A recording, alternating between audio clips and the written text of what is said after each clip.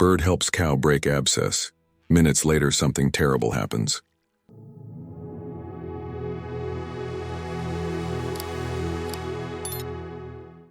The first light of morning fell pale over the pasture, soft as breath. Dew clung to every blade of grass, turning the world silver. But near the old fence, something broke the calm. A low, uneven sound, half a groan and half a sigh. A cow lay there, her body heavy against the earth. Her name was Miri. Her side rose and fell in slow, uneven rhythm. One ear flicked weakly at the fly circling her flank. From a distance, she looked like she was resting, but the closer one came, the more her suffering showed. Beneath her hide, near the ribs, a swelling had formed, dark, round, and hot to the touch. An abscess. The herd grazed farther off, uneasy. Cattle sense pain the way wind senses a storm, quiet, invisible, but certain. They gave her space. Miri's breathing deepened, her nostrils widening with every exhale. Her muscles quivered with each pulse of pressure building beneath the skin.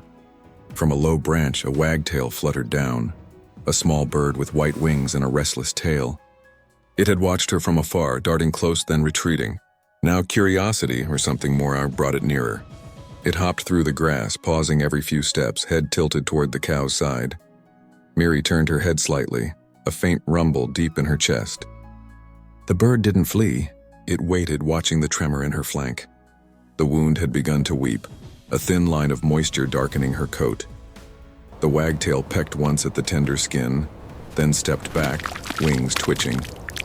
Miri flinched, a shiver of pain running through her. But the bird returned again, pecking softly, precisely. Then, all at once, a release, the abscess burst. A slow, thick fluid spilled down her side, falling into the damp grass. The air filled with a heavy, earthy scent. Miri gasped, a deep exhale leaving her lungs. Her eyes softened. The tightness in her body began to ease. She shifted her weight, rolling slightly, her legs stretching as though rediscovering the ground beneath her. The wagtail fluttered back, its feathers ruffled by the small splash of release. It stood still for a moment beside her, chest rising and falling quickly. Then it called, a short, sharp note that echoed strangely gentle in the open field. From the farmhouse in the distance, the farmer had noticed movement by the fence. He hurried down the slope, boots damp from the grass. When he reached her, he saw the mess, the burst wound, the bird nearby, the cow breathing easier than before. "Well, girl," he murmured softly, crouching beside her. "Seems you had some help, didn't you?" Miri blinked slowly, her head lowering to the earth again. The man wiped the wound gently with a damp cloth from his pail. She didn't resist. Her breath was slow now, calm, steady, almost grateful. The bird lingered a little longer, perched on the fence post, watching the quiet exchange between human and animal. The sun lifted higher, chasing the mist from the grass. For a brief, tender moment, everything in the field was still again, a silence born not of fear, but of relief. No one knew that just beyond that stillness, something far more terrible was already on its way. For a while, peace returned to the pasture. The early heat of the sun warmed the grass and the flies drifted lazily through the air. Miri stood once more, unsteady at first, but upright. The farmer stayed close, washing her side, whispering in that low, steady voice that animals somehow understand. "Good girl, you're all right now." The wagtail remained on the fence post, tail flicking as it watched. From time to time, it swooped down to the ground, picking at insects stirred by the movement. It had no sense of what it had done, no awareness of rescue, only that the stillness had broken and life had moved again. But by midday, the calm began to change. The wind picked up, carrying the scent of cut hay and something sharper, a bitter metallic tang from Miri's wound. The farmer noticed it first. Her breathing, once steady, began to grow shallow again. She stumbled, legs trembling beneath her. Foam gathered faintly around her mouth. The bird flew off at the sudden motion, circling above her before landing farther down the fence line. The farmer ran to her side. "Easy, Miri, easy." He pressed his hand against her shoulder, feeling the tremor running through her frame. Her eyes rolled back, the whites showing briefly. The fever had returned, not from the wound itself, but from the infection that had already reached her blood. He fetched the bucket again, pouring water across her neck, but the heat didn't leave her. She swayed, groaning softly, a deep aching sound that seemed to echo across the field. Her strength was draining away, invisible but swift. The wagtail returned, hopping closer, confused by the sudden change. It called once, a bright, chirping sound that carried no comfort. The farmer knelt beside her, his voice breaking to a whisper. "Stay with me, girl. You're all right. Just breathe." But Miri couldn't. Her breath rattled in her throat. She shifted once more, tried to stand, then collapsed again with a dull, heavy thud that sent a tremor through the ground. Dust rose softly around her body. The rest of the herd had gone still, their heads raised, ears turned toward her. Minutes passed. The man stayed there, one hand resting against her neck, feeling the heartbeat fade beneath his palm. The wagtail perched above them both, wings drawn close to its sides. The wind settled again.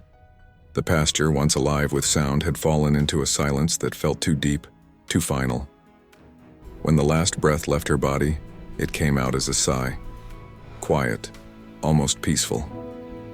The farmer didn't speak again. He only lowered his head, hand still resting against her hide, as if trying to keep a part of her here a little longer. The bird lingered a moment longer, then flew off across the field, small against the widening sky. By the time the sun dipped toward the horizon, the herd had moved away, and the farmer had covered her with a thin blanket. He walked home slowly, boots heavy with mud, his figure fading into the amber light. Behind him, the pasture returned to stillness, broken only by the distant echo of a bird's call, fading into the quiet evening air. The field changed after that day. The herd avoided the corner by the fence where Miri had fallen. Grass grew thicker there, untouched by hooves soft as moss. The silence of that place lingered, not heavy but hollow, as if the land itself remembered. Each morning the farmer walked his usual path, pail in hand. He still paused near the spot where Miri had lain, where the earth was darker than the rest. He didn't speak, only looked for a moment, then moved on. Some absences, he had learned, do not heal. They settle instead like roots beneath the soil. On the third morning, a flutter of wings broke the stillness. The wagtail was back. It landed on the same fence post, tail twitching, feathers dusted with dew. In its beak it carried a thin wisp of hair, a pale strand from Miri's hide caught in the wire days before.